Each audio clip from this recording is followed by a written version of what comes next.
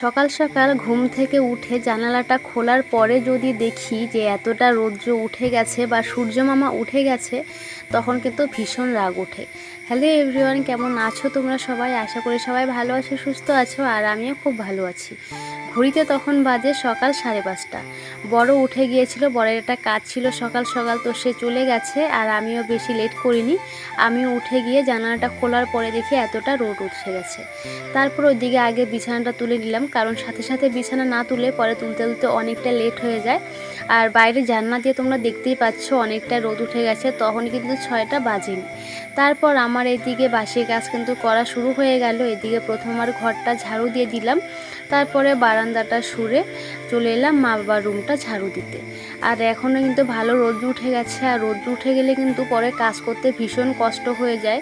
মানে সকাল সকাল এত ঘেমে যায় এইটুকু রোদের মধ্যে, মানে বলার বাইরে।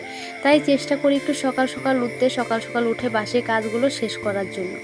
তারপরে দিয়ে ঘরটা সরার পরে আমি কিন্তু উঠানটাও সরে নিয়েছি। আর উঠানটা সরার পরে চলে এলাম আমাদের বাড়ির পিছন দিকটা সরা শেষ করে রান্নাঘরটা মুছতে হবে। আর রান্নাঘরটা কিন্তু আমি প্রত্যেক দিন মুছে দিই, কারণ আমার রান্নাঘরের মধ্যে কিন্তু আমার ঘরের মতো প্লাস্টিক পাতা, তাই কিন্তু প্রত্যেক দিন নোংরা হয়ে যায়। জুতা নিয়ে ঢোকা হয়, তাই কিন্তু প্রত্যেক দিন রান্নাঘরটা মুছে নিই। তারপর টেবিলটা মোছার পরে থালা বাসন ছিল, রাত্রেবেলা থালা বাসনগুলো ধুইনি, তাই কিন্তু সকালবেলা থালা বাসনগুলো ধুয়ে নিচ্ছি। আর এখন যেহেতু রাত্রেবেলা করে বৃষ্টি হয়, তাই কিন্তু আমি আর রাত্রেবেলা করে থালা বাসন মাজিনি।